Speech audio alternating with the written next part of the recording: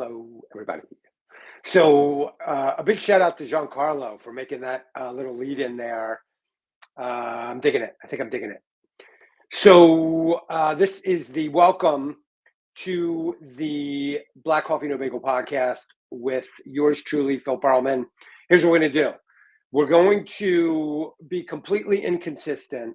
By the way, this is going to be your stupid, simple guide to health and happiness, right? Everybody makes it too difficult.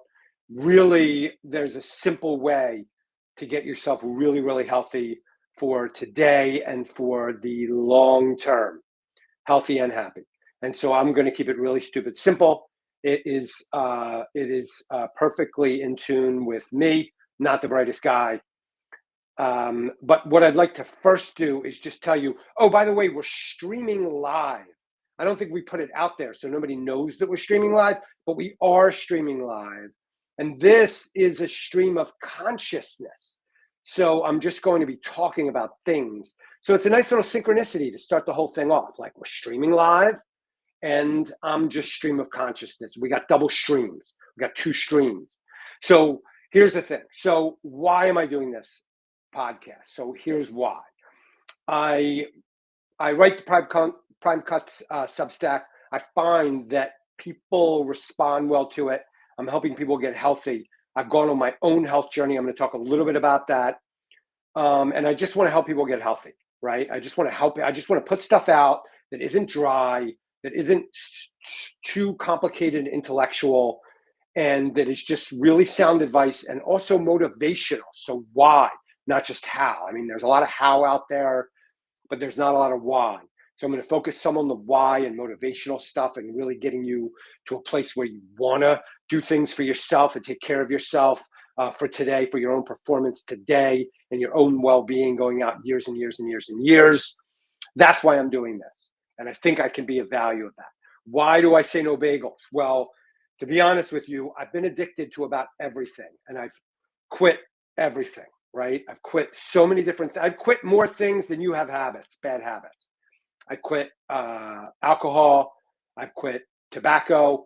I smoked. I chewed tobacco. I was like Copenhagen guy. I freaking smoked pot like crazy and was addicted to that. Whether you could be addicted to it, I don't even know, but I was definitely addicted. Sugar and highly processed food. I was addicted at the wazoo to that stuff. As a matter of fact, I may have been more addicted to that than I was to anything else because I started, I didn't start drinking until I was like 13, 14. And I didn't start smoking pot till I was like 15, but I started eating like, a lot of sugar and processed foods when I was like 2. So I had an earlier start. And I think that maybe I was even more addicted to that stuff. So I've quit like everything. And one of the addictions I definitely had was bagels. Like I ate a fuck ton of bagels. I'm going to cuss on this thing. If you don't like the cussing, you probably shouldn't be watching.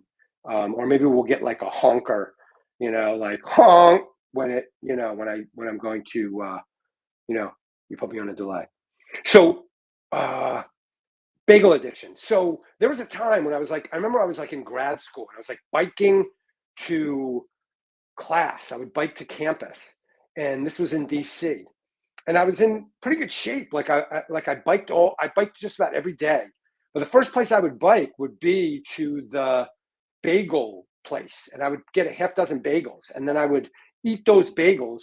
By the end of the day, by the time I was biking home, I'd eaten 6 bagels and I was just gaining weight. Like I was just getting thicker and thicker. So, I went low carb. I went low carb probably like, I don't know, like I went low carb like maybe 8 years ago, but failed, and like yo-yoed. And then in earnest, maybe about 4 years ago, really started getting into it to a place where I was building a consistency steadily over time. And I just gave up like bagels, rice, bread. Every once in a while, have good bread. Just like high carb class, pasta. I don't eat that much pasta anymore. All that stuff. So, the no bagel thing is real. The black coffee thing is real. I used to drink coffee with like a lot of milk in it and a lot of artificial sweetener. Now it's just black coffee. So Black Coffee No Bagel podcast. That's the name of the podcast. So format and scheduling. So I think it's probably going to come out mostly on Mondays, but I'm not going to stick to that. I'm not going to promise anything. It's going to be different days of the week. Sometimes I'm going to miss a week. Sometimes I'm going to do 2 in a week. Sometimes it's just going to be me ranting like I am right now into the camera, talking about crazy things and skipping from topic to topic. And sometimes I'm going to have a guest and it's going to go much longer. So like these kind of rants will probably be like 20 minutes, 25 minutes. I don't know. I mean, we'll see what happens. You know what I mean? And then sometimes I'll have guests on. So I'm probably going to have guests on, at least at first, from the general finance community. But we're not going to be talking about like interest rates, and we're not going to be talking about the yield curve, and we're not going to be talking about hot stocks, and we're not going to be talking about like great technical setups or the prices of eggs. You know, we're going to be talking about like different people's journeys, you know? So like if we get people who are involved with like everybody has a story, right? And so everybody has a journey and everybody's had challenges in their life and everybody's had difficulties and everybody's had come to Jesus moments and everybody's had like times when they were going through difficult things and they've either gotten through it or they folded and then they've gotten through it and then they've, you know, like rebirth is infinite, right? So we have like all of these myths and themes about rebirth, like everything from the phoenix in whatever Greek mythology to Christ. You know, Easter's coming up. That's rebirth, right? That's like, you know, reawakening or whatever that was. And Jonah. Jonah and the big fish, or Jonah and the whale. He escapes through the mouth. That's a rebirth story. So we have all these rebirth myths, and we are all capable of reawakenings, right? Of renaissances, and we may go through the most difficult things, and then we reawaken, and we rebirth, and we come out as something more, or we learn a lesson, or we make ourselves better in some way, or we fulfill some kind of calling, or whatever it is. We're all capable of that at any age. I mean, the world is always changing. And so whether we like it or not, whether we want to or not, we are always changing too. And so we have this capacity, even when we're 40 or 50 or 60 or 70 years old, to rebirth, to reawaken, to rise from the ashes. So that'll be a theme, and that'll be like a guest theme. Like we'll have people on that, usually when they go on the podcast, they're talking about, VWAP or whatever. But in this case, they'll be talking about their stories and, challenges that they've gone through. I think that'll be a lot of fun. It'll put people that you hear from a lot in the media, and especially in the finance media. It'll put them in a different perspective. You'll get to hear about them. So that's a really important thing. And sometimes I'll just talk about ridiculous things like, my own journey or stupid simplicity. So why don't we just talk about that a little bit, stupid simplicity. So here's this idea.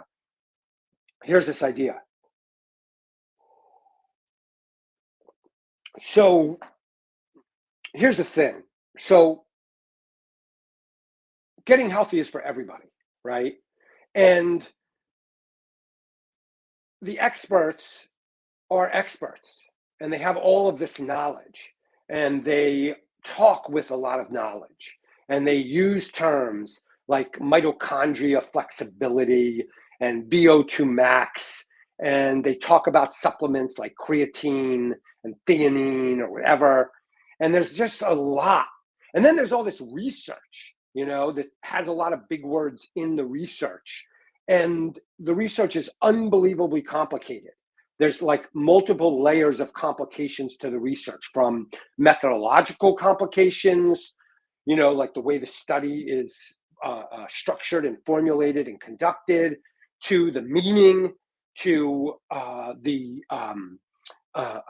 who's paying the scientists, to, so maybe they have conflicts of interest, to conflicts with other studies that have been done that say different things, but that were maybe conducted differently. So there's this dynamic complication in all of the research and among all of the experts out there. And I'm not saying any of that's bad. I'm not saying any of it's bad. It's like something we must go through in order to understand better over the long term. However, for most people out there, from a practical standpoint, most people get lost in the weeds of that stuff. They never studied scientific methodology, so they don't know. And then they read an article that was read by a journalist who never studied scientific methodology, and they are summarizing a really complex study that fits in to a really complex history, contextual history of research in that area. And then, in like 400, 500 words, they put it in, an article in Yahoo News or Men's Health. No offense to either of those. They do great work in many ways, but there's a lot of misunderstanding out there. There's a lot of complexity out there. And I just want to make things stupid, simple, so that everybody can understand them. I'm not the brightest guy in the world too, so I need to simplify things for myself as well. And so let's just start with that, right? Let's just start with a stupid, simple framework of health and happiness, okay? It really comes down to many, many different factors, and every human is different, but there are 4 factors that really stand out more than any of the other factors. So I say there's really 4 primary factors, and then there's a whole host of secondary factors. And I think that the level that these factors are important to you or to me are differential based on who you are, your personality, your history, the things that you love to do, where you naturally gravitate, your natural abilities or whatever. And so everybody's different. And so I'm going to, sometimes I'm going to do programs that's like, wow, you really hit me with that one. And sometimes I'm going to do programs where it's really foreign to you. One other thing that I find is that all of the healthy things, the 4 and then the supporting secondary ones, are all gateway drugs to each other, right? So once we start doing one thing, we just start with taking a walk, Once we start doing one healthy thing and we keep that and that becomes a habit, it leads to more, so it's like all these gateway drugs. So like that is like this profound, beautiful thing about getting yourself healthy and to begin taking even one simple step in that direction. And so getting healthy is for everybody. You could start at any age. The components are really, really simple. So I'm just going to talk about really briefly the 4 things, and those are movement, body movement, nutrition, like what we put in our body, the things that we put in our body, sleep and rest, how we rest our body and allow it to recuperate from the activity of the day and the week. And then lastly, but not leastly, relationships, our relationships to the people that are closest to us. That is just an incredibly powerful thing that I don't see health gurus talking about. Our connectedness to other people, our really, really, our really deep, strong connections to even just a handful of people, just a small group. And so really that's all there is to it. And so we're going to talk about like how to get really good rest and how to sleep well, how to move our bodies and what to do. And starting with walking, right? So now we're in spring. So here's a perfect example. I could do a whole program on this. I'm just going to talk about it for a minute, like in 2 minutes or something. So here's the thing. So walking is a profound, healthy thing to do. And being outside in the morning is a profound, healthy thing to do. I'll talk a little bit about why of each, but just the thing about being outside in the morning, when you're outside in the morning and the sun is at an angle to you and you are getting that morning sun at an angle, what it does is it resets your circadian rhythm. So we all have this sort of like daily 24-hour rhythm that we're all on, that our bodies are naturally on. It's a very primitive thing. It's like a lower brain thing, like deep in our brain, like our brain stem and amygdala or whatever. And so when we're out in the morning, that sun at an angle resets that primitive part in our brain that is the 24-hour sleep-wake cycle. So getting out every morning is fantastic for us. And so then taking a walk which is also amazing for us. It gets our blood flowing. It gets our creativity going. It's great for our metabolic health. It's great for longevity, right? People who take regular walks every day live longer. I know it's crazy to think, but it's just true. So it prevents diseases. It keeps our bones and our muscles stronger. It hits on every level. It's great for working through things and thinking through things. I'll keep my phone in my pocket. I turn it off, by the way, when I'm walking. I turn off the ringer and the notifications, but I'll use Google Docs and I come up with like a million ideas. Like I have like 12,000 ideas. This morning when I took a walk, for example, I had this idea about everybody's focusing on the wrong core, right?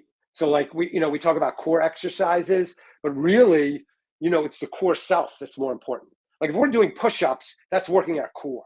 You don't have to do a million sit-ups a day if you're doing push-ups. You know what I mean? Like if you're doing push-ups and you're doing dips and you're doing pull-ups or you're doing whatever, you're working your core. So our core gets worked all the time, but it's the core self. It's the way we think about ourselves and the things that we say to ourselves about ourselves. So I just thought of that this morning while I was walking. I mean, it seems so ridiculous, but it was like a good idea. Like there's a post right there. You know what I mean?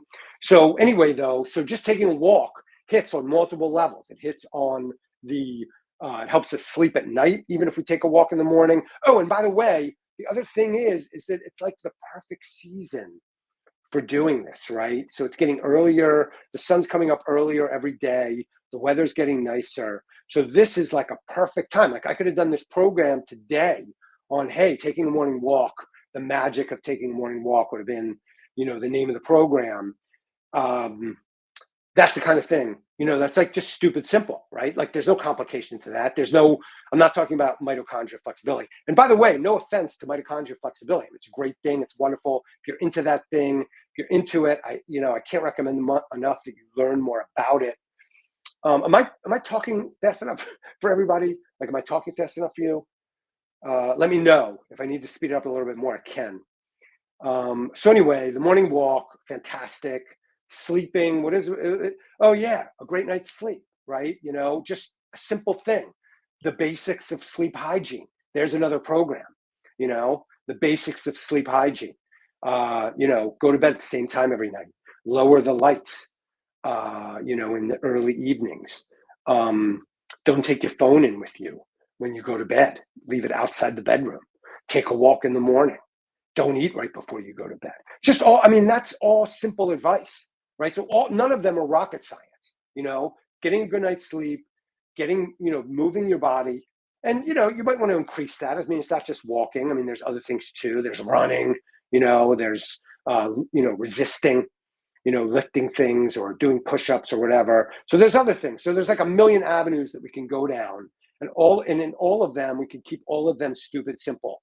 We don't have to get like overly complicated about the research. We don't have to get overly complicated about, and this is like a great reinforcement for myself too, because I like to just keep it simple for myself, so as a matter of fact, I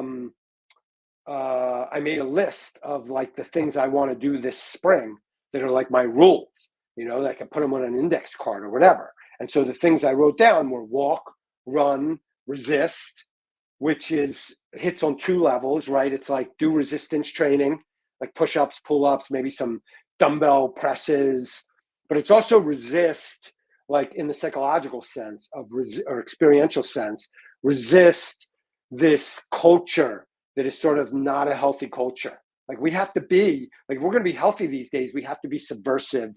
We have to resist, so that one was a pun, right? That one was like, had two meanings: sleep, love, and realize. And realize, I forgot why I put that one down, but that one had two meanings too, I think.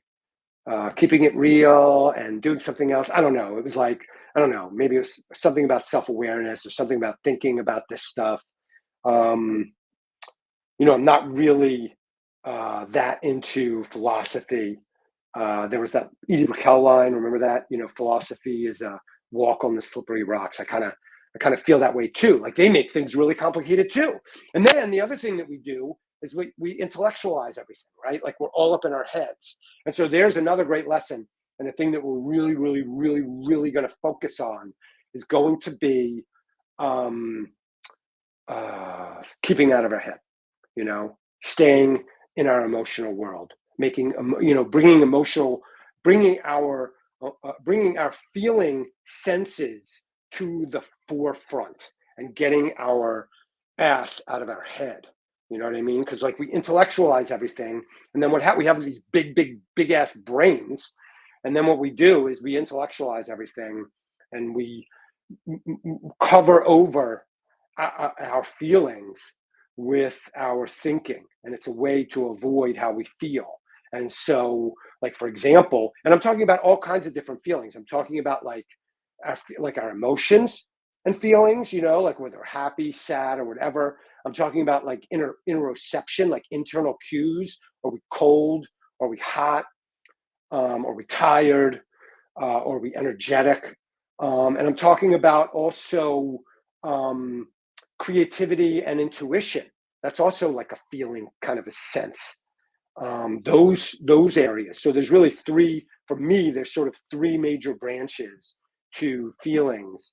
And I think that we live in a world now where we're shutting ourselves off from that. And I think if we open that up and we make that first, like, make feelings first, like E. Cummings once said, then we can really tune in to ourselves and who we are and what we're doing here and our own situation, our own happiness. I'll give you one really quick example. I only wanted to go 20 minutes today, and I'm at 22 minutes. I'm going to keep talking for like another 2 minutes, and then we're going to finish up. But I just wanted to talk about like hunger as an example of like this feeling that we have that we're out of touch with. And I think that people don't even know these days when they're hungry and when they're full, right? So we've had, there's so much Frankenstein food out there, right? There's so much fake food out there. There's so many Doritos and highly processed foods, and we eat with such abundance, and we eat to cover over our anxiety or because we're bored, and we eat these hyper palatable addictive foods like sweet, like licorice or M&Ms or even bread, even white bread, or cakes or chips, that we have that gauge that's inside of us, like that hunger gauge. Hey, I'm hungry. Hey, I'm hungry. Or hey, I'm full. Hey, I'm full. We've gotten so out of touch with that. We don't even know when we are hungry or when we are sate. So I'm going to be talking, like, that's one thing I'm going to talk about. Maybe I'll do that one next week, because that one's kind of like up in my head. I've been working with some people who are where we're dealing with that stuff. Like a client might say to me, "Hey, I don't even know when I'm hungry. I don't even know when I'm full. So how do we deal with that?" So maybe we'll do that one next week. But anyway, I'm going to wrap it up. If you're still watching or listening, I don't even know how we're doing this. We're streaming live. By the way, I'm working with JC and the Stock Market Network and JC Peretz, and a special also shout out to Spencer Israel, who's helping me out with doing this and producing this podcast. If you'd like to be a guest, you can check me out at Prime Cuts Substack. I think you just Google that, you're going to find it. Phil Pearlman, Prime Cuts Substack.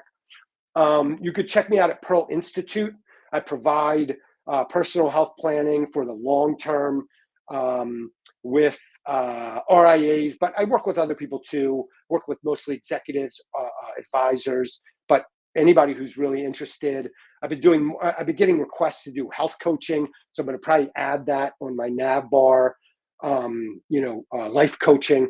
So I do personal health planning, life coaching, blah blah blah, all the other stuff.